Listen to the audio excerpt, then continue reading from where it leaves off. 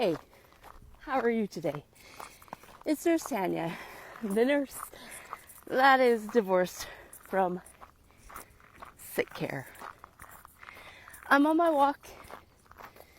Thought we'd talk.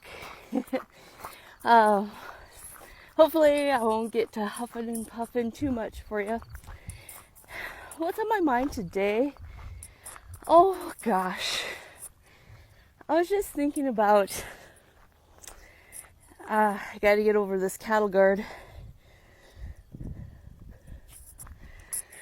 I was just thinking about allergies. I'm a tiny bit congested. I'm sure I have some kind of allergies somewhere along the line, or immune system issues. But my poor husband, he's been riddled with allergies his whole life. And he's been really doing quite a bit of work. He's done, we did food allergy testing. So that was a really important key for him. Like as a youngster, he did allergy shots for outdoor allergies. He didn't really think they did a whole lot for him. He is outdoor, farms and ranch, puts up hay, and he's got hay fever. So lucky him, right? But when we did his food allergy testing, so we tested for IgG and IgE. IgG is the bigger a part of your immune system, and it is a sneaky inflammatory reaction that can cause a lot of weird things in your body, a lot of symptoms that a person doesn't necessarily associate with food. In the kit that we did, it also did 8 IgE food allergies. E meaning emergency, like your throat closes, or you get hives, or you need an EpiPen. That's kind of that IgE reaction. You would think that most people know by the time you're an adult if you have an IgE issue. Well, we get his test back, and he had 33 33 IgG, and I don't remember out of how many foods it was that was tested. I don't think it was 100. I think it was 80 some. So that's a lot, like a third of the list. And then he had 3 IgE allergies to corn, wheat, and peanuts.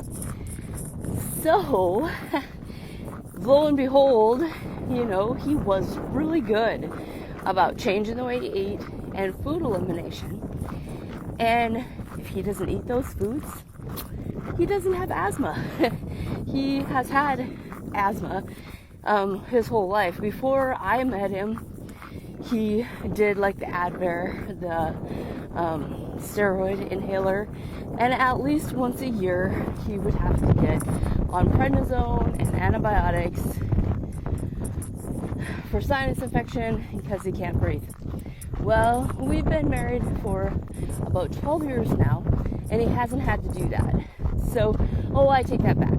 He maybe did go on an antibiotic for a sinus infection a couple of times. But also, right when we first got married, he had sinus surgery. He had some polyps removed, and his breathing was a lot better. He was a lot more comfortable. The eye opener, that's been about 4 years ago that we did the food allergy testing, maybe closer to 5. I'm not sure, time flies. So now he's also done cell core with me. He's done parasite cleanse. He doesn't like to talk about poop, so we don't know what he's passed and what he hasn't. What I do know is his sinuses still really bother him, and he does the Navage. We experiment. Sometimes we put para 3 in the rinse, sometimes methylene blue, and he has been really good for the past few months diligently doing these sinus rinses and feeling better. However, he's gotten pretty lackadaisy with the staying away from his foods. Like, if we go on vacation, last year, a couple years ago, we went to Arizona and ate way too much Mexican food and corn chips. He lived on Benadryl and his inhaler the whole time. So corn definitely affects him. It's a big deal. So why I'm sharing this is what are your root causes? Like, what are some things that go on in your body that maybe you never thought of putting one and one together? For him also, he still just craves sugar, and we have got to work harder on his candida and yeast overgrowth. That sinus issue, those polyps, directly tied to fungus. That is so fungal. And fungus is so hard to get rid of. And through his whole life, because of these sinus issues, he has been on so much antibiotics and so much steroids and never took care of his gut, never took care of that candida overgrowth. So that candida overgrowth doesn't just stay in the gut. It grows, it flourishes, it spreads, it attacks everything. Another thing that I really work on with him is the brain fog and the thinking. You know, like, he's very intelligent. He loves cryptocurrency, loves to study these things. And he has, in his genetics, in his family, there is quite a bit of memory issues, quite a bit of genetic disposition to open some bad doors if you don't do some things right. His mom passed away pretty young of breast cancer. She had a couple of occurrences. He sprays Roundup. He farms with Roundup. He has his whole life been around chemicals, spray application. So the cards are kind of stacked against him. We have a lot to try to undo. We have a lot to try and manage. But he's good. He takes whatever pill box, whatever I put in his pill box. He's a very good, compliant patient. He doesn't sneak to town and buy Oreos anymore. He doesn't drink regular pop anymore.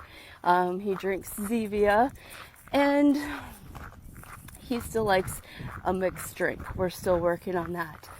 But parasites, candida, love sugar, love alcohol, and a person's got to be willing to make some changes, because if you don't, you're really wasting money, a lot of money, on supplements. Those supplements, they can help, but they can only do so much if you don't change the rest of it, if you don't work on the rest of it. Thanks for listening. If you'd like any more information, go to my link in bio, give that a click. I'm pretty easy to get a hold of.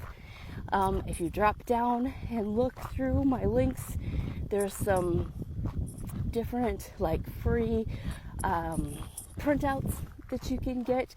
All you gotta do is click. There's some lab tests you can order if you're interested in food allergies. I don't have a direct link for that. Just get a hold of me. They're blood tests, finger stick at home, super easy. We can get you or your loved one tested without any mess, any fuss. Thank you for listening.